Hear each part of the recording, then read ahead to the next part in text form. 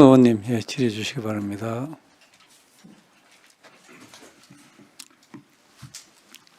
아까 김건 의원님께서 알아내는 것 중요하다고 말씀하시고 동의합니다. 아무리 예측 불가능한 트럼프라도 아는 데까지는 준비해야겠죠. 뭐 방해하지 않습니다.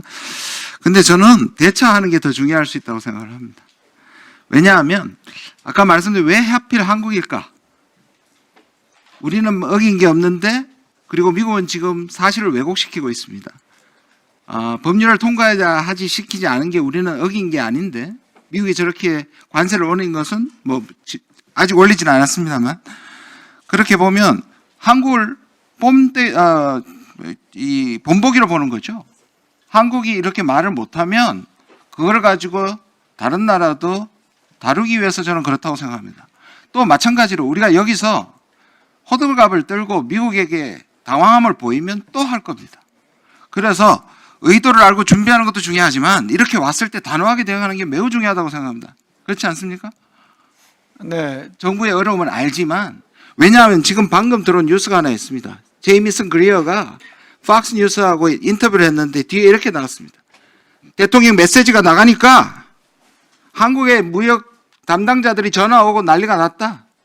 미국으로 달려오고 있다 이런 겁니다. 보십시오 이거.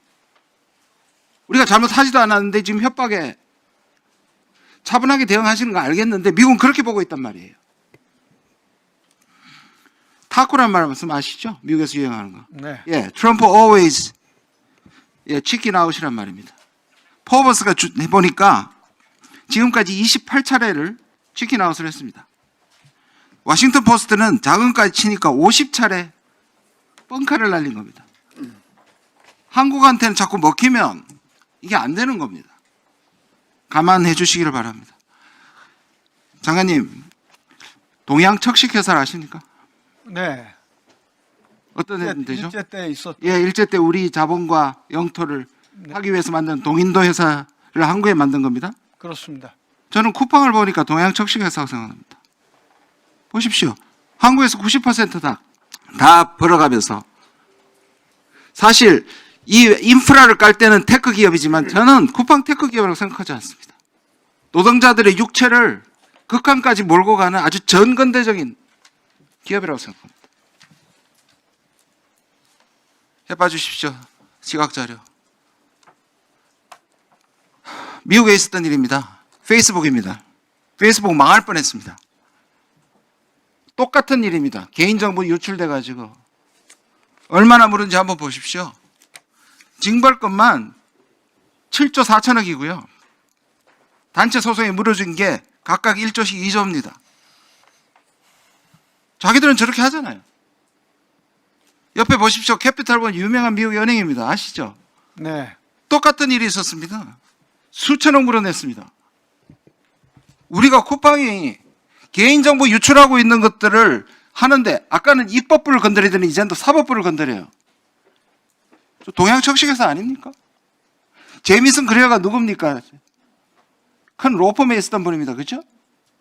그분도 쿠팡이 지금 사활을 걸고 미국 정치인들을 움직여서 우리를 압박하고 있습니다. 그러면 이걸 가지고 우리 언론은 쿠팡을 또 띄워줍니다. 한국 큰일 났다. 제가 아는 한 트럼프는 쿠팡에 대해 관심 없습니다. 러터닉이나 그리어나 숟가락 얻는 겁니다. 투자에만 관심이 있는 게 트럼프입니다. 쿠팡한테는 우리의 주권이 달린 거고 우리 국민들의 피해가 달린 겁니다. 여기에 대해서 그냥 대처하시면 저런 얘기가 계속 나오고 여기서 야당과 일부 야당과 언론이 쿠팡을 계속 키워주는 형국입니다. 제발 여기에 대해서 분명하게 저는 국무총리가 가서 그 부분에 대해서 얘기했을 텐데요. 모르겠습니다. 아까 미국의 예를 저는 외교부에서 준비하고 말할 거라고 생각하지만 뭐가 다릅니까? 지금 미국에서 그렇게 했던 것과. 쿠팡은 분명히 사법주권의 문제고 미국에서 똑같은 일이 나서도 그렇게 할 것이라고 분명히 얘기하셔야 됩니다. 동양 척식회사입니다. 이 사람들. 아주 악질입니다. 그렇게 해주십시오. 네. 그 두 가지 이슈 모두 김준영 의원님의 아주 결의에 찬 말씀을 잘 들었습니다. 저희들이 미국과 협의해 나가는 과정에서 잘 참고하겠습니다. 저희들은 다시 한번 이것들이 사안에 따라서 외교 이슈인가 또는 외교 이슈가 번지지 않도록 필요한 노력을 하고 또 사법적인 절차에 들어가면은 거기에 적절히 대응해 나가겠습니다. 어찌됐건 강경 대처를 주문하셨는데 저희들은 의연하게 대처해 나가겠습니다. 예, 수고했습니다.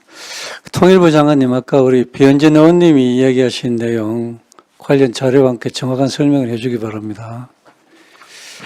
다음 우리 김영배 간사님 질의해 주시기 바랍니다. 네, 김영배입니다. 우리 통일부 장관님, 예. 의견을 한번 여쭤보고 싶은데요. 이제 우리가 이해찬 전 이제 총리께서 이제 석을 하셨는데 혹시 북한 측에서 조문을 하겠다거나 혹은 조전을 보내겠다거나라고 하는 움직임이 혹시 있는지 한번 살펴보신 게 있지요? 아직까지는 없습니다. 그렇지 않아도 생전에 평화 통일을 위해서 굉장히 많은 노력을 하셨던 분이기도 하고 또 여러 차례 남북 정상회담과 직간접적으로 이렇게 관계를 하셨던 분이기 때문에 혹시나 해서 한번 여쭤봤습니다. 그리고 무인기가 북한에 1월 10일 날 침투가 되었다고 해서 대통령실에서도 뭐 즉각 관련 사실관계를 확인하고 수사하라 이런 지시를 한 것으로 알고 있는데요. 최근에 보니까 국방부 군인사 징계위원회에서 보니까 여인영 전 방첩사령관의 일반 이적 혐의가 인정이 됐고 윤석열, 김용현하고 공모해가지고 평양 무인기 침투 작전을 계획했었다라고 하는 판단을 내렸다고 합니다. 그래서 이 내란 세력들이 무인기를 활용해서 북한에 대해서 무력 도발을 시도하고 그걸 빌미로 해서 남북 간에 무력 충돌이 생기고 그걸 빌미로 해서 계엄 내지는 정권 연장을 시도하려고 했다라고 하는 이런 이제 지금 말씀들이 많이 있잖아요. 그래서 그런 이제 일련의 상황하고 맞물려서 무인 비행체 회사가 설립이 됐고 그 무인 비행체 회사에 근무를 하거나 연관이 있는 사람들이 젊은이들이 이번에 민간 무인기를 북한으로 보냈다 이렇게 지금 되어 있는데 장관님 지금 어디까지 파악하고 계십니까? 예, 국가수사본부 지금 이제 군경합동수사본부에서 하는 일이라서 지금 뭐 날마다 이렇게 파악하는 상황은 아닙니다. 중간 발표를 기다리고 있습니다.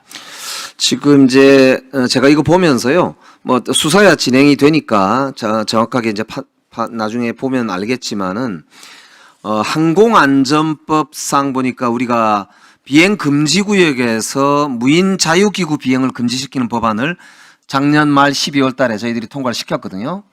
근데 무인 자유기구는 우리가 이제 비행 금지를 시켰는데 드론 같은 경우는 무인 비행 장치잖아요. 예. 그래서 이게 같은 종류에서 북한이 원점 타격을 하거나 하는 식의 어떤 대응이 만약에 있을 경우에 유사한 그런 이제 일종의 대북 뭐 이렇게 비상 상황 이런 게 발생할 수도 있는 소지가 있거든요. 그랬을 때 이게 이제 무인 비행 장치에 대한 명시적인 지금 금지가 되어 있지는 않긴 한데 통일부가 관련해서 국토부, 산업부, 교육부 등하고 좀 이렇게 연계를 해가지고 범부처적으로 요 무인 자유기구 비행 금지 법안에 실제 시행을 할 때 좀 요 무인 비행 장치와 관련해서도 가이드라인 같은 게 좀 마련되어야 관련 산업계에서도 어느 정도는 예측 가능성을 가지고 조금 이렇게 산업도 진흥하면서 동시에 이런 위험도 제거하는 이런 게 좀 가능하지 않을까라고 생각이 되는데 어떻게 생각하십니까? 예, 법을 보완하든지 아니면은 다른 정부 시행령을 통해서라도 가능하면 이 이 무인기 이 비행에 관해서 규제할 필요가 있다고 생각합니다. 전단 날리는 거에 대해서는 경찰관 직무집행법 그리고 항공안전법 손질을 통해서 제도적으로 완전히 이제 막았습니다. 그러니까 전단을 날리려는 시도, 날리는 행위 자체는 처벌받게 되어 있습니다. 이 무인기에 관해서 좀 더 명백하게 그 처벌 근거를 정비할 필요가 있다고 생각합니다. 네. 그리고 외교부 장관님, 제가 나중에 추가 질의할 때 좀 더 여쭤볼 텐데요. 핵잠 관련해서 콜비 지금 국방부 차관이 온다는 게 이번 핵잠 관련된 내용을 포함하고 있습니까? 네, 일부 국방부와 협의가 있었다고 들었습니다. 저와 긴 시간 대담을 나눴는데 그때는 그 원칙적으로 양 정상 간에 합의한 것을 충실하게 지켜나가는 차원에서 핵잠도 포함해서 얘기가 있었습니다. 예. 다음 이재강 의원님 질의해 주십시오. 예, 더근정치 더큰평 어정무실 국회의원 이재강입니다. 외교부 장관님, 지난 대통령 업무보고에서 우리 제외 공간이 방만하게 운영되고 있다고 지적을 받았습니다. 외교부도 효율을 고려해서 거점 공간 위주로 역량 재편을 하겠다고 하셨죠. 해외 공간이 우리나라 기업과 문화의 세계적 진출을 돕는 가교 역할을 해야 한다는 데는 공감합니다. 그래서 현재 외교부가 계획하고 있는 공간 재편 기준에 대해서 질의를 드렸는데 3가지 분야에서 거점 공간을 선정할 계획